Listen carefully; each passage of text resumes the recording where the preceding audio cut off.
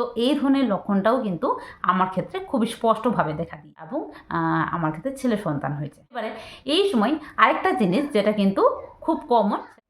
Hi everyone, দেশগুন পঞ্চুর আরেকটি নতুন ভিডিওতে সবাইকে অনেক ওয়েলকাম, অনেক অনেক ভালোবাসা। আজকে ভিডিওতে যে বিষয়ে আলোচনা করব আশা করি বুঝতে পেরেছেন। হ্যাঁ, বিশেষত এই ধরনের প্রশ্ন প্রায় বেশিরভাগ জন করে থাকেন। মানে সাধারণত যে পেটে যদি ছেলে বাচ্চা থাকে সেক্ষেত্রে কী কী লক্ষণ দেখা যায়, কোন কোন লক্ষণগুলো স্পষ্টভাবে বোঝা যায়, কেমন লাগে এই সময়। বিশেষত এই ধরনের প্রশ্ন করার একটাই কারণ, আমার ক্ষেত্রে একটা ছেলে সন্তান রয়েছে। আর এই ছেলে সন্তানের সময় ঠিক কোন কোন লক্ষণগুলো স্পষ্টভাবে লক্ষ্য করা গিয়েছিল। চলুন আজকে এই ভিডিওতে বিশেষ কিছু স্পষ্ট লক্ষণের কথা আলোচনা করব। ভিডিওটা শেষ পর্যন্ত দেখুন এবং আপনার ক্ষেত্রে ঠিক কোন কোন লক্ষণগুলো মিলে যাচ্ছে কমেন্ট বক্সে জানাবেন। তো চলুন ভিডিও মূল বেশি যাওয়া যাক। তো দেখুন, সাধারণত প্রেগনেন্ট হতে না হতে স্বাভাবিকভাবে এই সময় আমাদের বিভিন্ন ধরনের শারীরিক লক্ষণ দেখা যায়। আর এই লক্ষণগুলো দেখেই আমাদের প্রত্যেকের এক ধরনের জানার কিউরিসিটি হয় যে কি হবে, আদৌ ছেলে নাকি মেয়ে, মানে পেটে যে বাচ্চাটা বড় হচ্ছে সেটা কি রয়েছে, ছেলে নাকি মেয়ে। এই সময় প্রত্যেকের ক্ষেত্রে এক ধরনের চাওয়া পাওয়া থাকে, সেটা হলো কেউ ছেলে সন্তান চান, আবার কেউ মেয়ে সন্তান চান।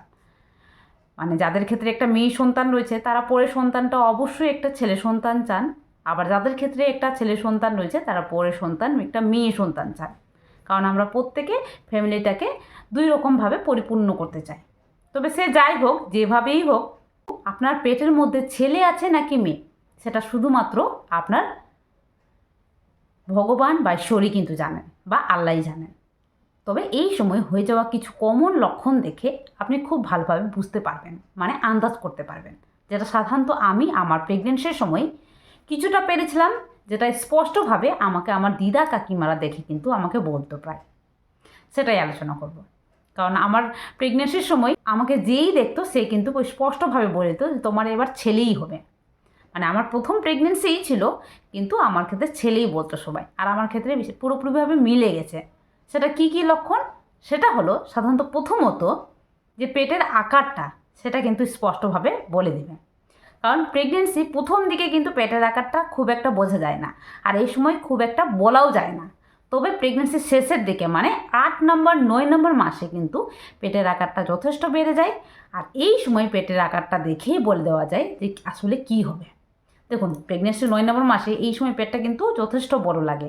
সেক্ষেত্রে পেটটা পুরোপুরি চারদিক থেকে গোল হয়েছে, চ্যাপ্টা টাইপের গোল হয়েছে নাকি সরু টাইপের গোল হয়েছে। যদি পেটটা দুদিক থেকে সরু এবং সামনের দিকে বাড়ানো থাকে সেক্ষেত্রে বলা হয়ে থাকে যেটা ছেলে সন্তান হওয়ার লক্ষণ। দ্বিতীয়ত হলো, দেখুন এই সময় দেখবেন যে পেটের মধ্যে যে নাভিটা রয়েছে সেটা কিন্তু অনেকের ক্ষেত্রে বাইরের দিকে বেরিয়ে আসে, আবার অনেকের ক্ষেত্রে সমান হয়ে থাকে, বা কারো ক্ষেত্রে একদম যেমন ভিতরে ছিল ভিতরেই আছে। তো এই সময় আপনার ক্ষেত্রে নাভি যদি বাইরে বেরিয়ে আসে, মানে নাভিটা হালকা একটু ফুলে গেছে বা বাইরের দিকে বেরিয়ে এসেছে, সেক্ষেত্রে এটাও কিন্তু ছেলে সন্তান হওয়ার লক্ষণ। এটাও বিশেষত প্রেগনেন্সির 6-7 মাস থেকে লক্ষ্য করা যায় এবং 9 নম্বর মাসে খুব ভালোভাবে লক্ষ্য করা যায়। তো এই ধরনের লক্ষণটাও কিন্তু আমার ক্ষেত্রে খুবই স্পষ্টভাবে দেখা দিয়েছিল। এবারে এই সময় আরেকটা জিনিস যেটা কিন্তু খুব কমন, যেটা কিন্তু প্রায় অনেকে জানতে চেয়েছেন, সেটা হলো বাচ্চার নড়াচড়াটা ঠিক কোন দিকে পড়তো। তো দেখুন, আমার ক্ষেত্রে যখন ছেলে সন্তান পেটে ছিল, তো সেক্ষেত্রে প্রথম যখন নড়াচড়াটা আমি ফিল করি, মানে সাধারণত আমি প্রেগনেন্সির 5 মাসের পর থেকে কিন্তু বাচ্চার নড়াচড়া ফিল করতে পারি। তো এই সময় এটাও কিন্তু বলা হয়ে থাকে যে বাচ্চার নড়াচড়া যদি একটু লেটে বোঝা যায় সেক্ষেত্রে কিন্তু এটা ছেলে সন্তান হওয়ার লক্ষণ। আবার অনেকে দেখবেন যে প্রায় 4 নম্বর মাসেই কিন্তু বাচ্চার নড়াচড়া ফিল করতে পারে।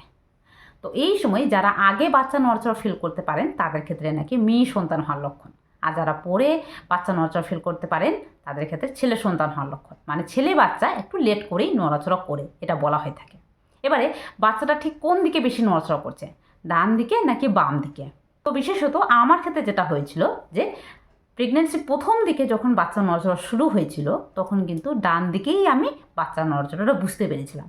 আর প্রেগনেন্সি বিশেষত 8 এবং 9 নম্বর মাসে যেটা আমি স্পষ্টভাবে যখন বাচ্চা নড়াচড়া বুঝতে পারি, তো এই সময় লক্ষ্য করতাম যে বেশিরভাগ সময়ই আমার ডান দিকে কিন্তু বাচ্চা নড়াচড়াটা ফিল হতো।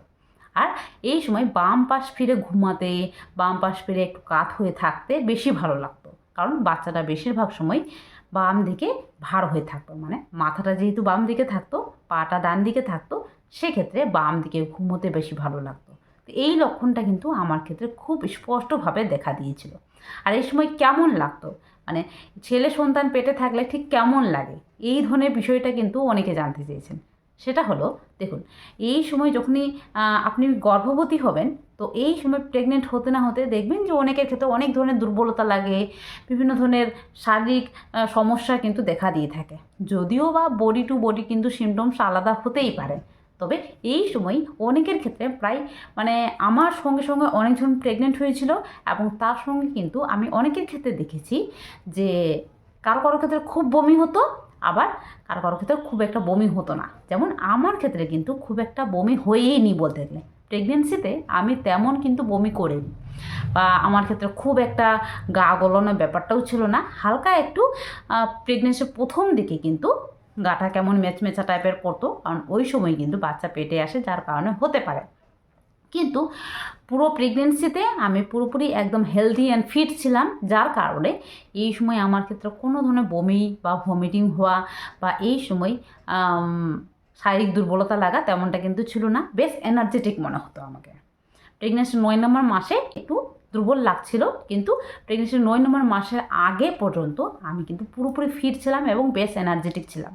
এই সময় আমি 7 মাস পর্যন্ত কিন্তু মেডিকেল ডিউটি করেছি। তো বলতেই পারো যে ছেলে সন্তান পেটে থাকলে কিন্তু বেশ এনার্জেটিক ফিল হয়, কোনো ধরনের বমি হওয়ার সম্ভাবনাটা কম থাকে।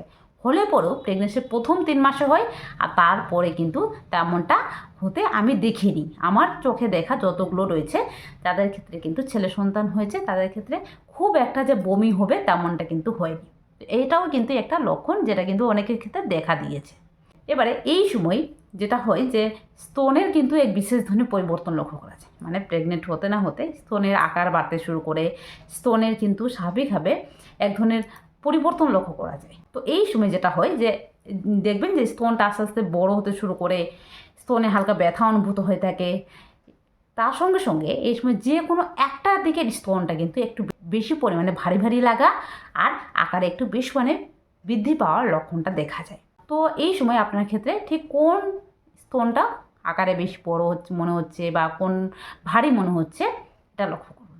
সাধারণত যেটা বলা হয় যে এই সময় যদি ডান দিকের স্তনটা বাম দিকের তুলনায় আকারে একটু বড় মনে হয়, তাহলে কিন্তু ছেলে সন্তান হওয়ার লক্ষণ।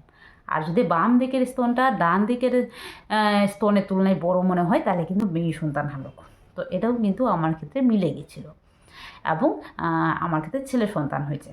তাছাড়াও কিছু কিছু স্বপ্ন ছিল যেগুলো কিন্তু আমার ক্ষেত্রে পুরোপুরি মিলে যায়। যেমন এই সময় আমি কিন্তু প্রায় মাঝে মধ্যে যেটা হতো যে সাপের স্বপ্ন, শোল মাছের স্বপ্ন, মানে কালো মাছ যেগুলোকে বলা হয় শোল মাছের স্বপ্ন বেশি পয়েন্ট দেখতাম। হাতে নিয়ে খেলাখেলি করছি, বা এই মাছ খেতে খুব ভালোবাসি, তো তো স্বপ্নের মধ্যেও মনে হচ্ছে আমি খাচ্ছি। তো এই ধরনের স্বপ্নটা কিন্তু আমি বেশি পয়েন্ট দেখেছিলাম। তাছাড়াও আরও বিভিন্ন ধরনের লক্ষণ দেখা দিয়েছিল, সেই বিষয়ে আমার চ্যানেলে ভিডিও আছে। আজকে শুধু এই কয়েকটা লক্ষণ শেয়ার করলাম, এগুলো কিন্তু খুব স্পষ্টভাবে দেখা দিয়েছিল। তাছাড়াও প্রেগনেন্সির শেষের দিকে যেটা কিন্তু মোস্ট একটা কমন লক্ষণ, সেটা হলো যে পা ফুলে যাওয়ার সমস্যা। এই পা ফুলে যাওয়ার সমস্যাটা কিন্তু প্রায় এখন সবারই ক্ষেত্রেই কম বেশি হচ্ছে, কিন্তু কোন পাটা ফুলে আছে, ডান দিকের পাটা নাকি বাম দিকের পাটা? যদি ডান দিকের পাটা যদি ফুলে যায়, তাহলে কিন্তু এটা ছেলে সন্তান হওয়ার লক্ষণ। আর যদি বাম দিকের পাটা বেশ মানে ফুলে, তাহলে কিন্তু এটা মেয়ে সন্তান হওয়ার লক্ষণ। এটা আমার ক্ষেত্রে দেখা দিয়েছিল। আদারওয়াইজ কারো কারোর ক্ষেত্রে দেখা দিতেই পারে, আবার নাও দেখা দিতে পারে। এক্ষেত্রে বডি টু বডি যেহেতু হরমোনাল ক্ষরণ বিভিন্ন রকম হয়, তার জন্য কিন্তু সিমটমস আলাদা হতেই পারে। তবে এই সময় আপনার ক্ষেত্রে ঠিক কোন কোন লক্ষণগুলো মিলে আছে লক্ষ্য করুন, আর অনুমান করতে পারেন যে আপনার ক্ষেত্রে ছেলে সন্তান হতে পারে। তবে অবশ্যই বলবো যে এই লক্ষণগুলো যে 100% মিলে যাবে তেমনটা নয়। এক দুটা লক্ষণ কমনলিভাবে মিলে গেলেও কিন্তু অনেক সময় ছেলে সন্তান হয়। তো অবশ্যই এই জিনিসগুলো লক্ষ্য করুন। তবে ছেলে হোক বা মেয়ে হোক, যে হোক, সে সুস্থ হোক, সবলভাবে পৃথিবীতে আসুক।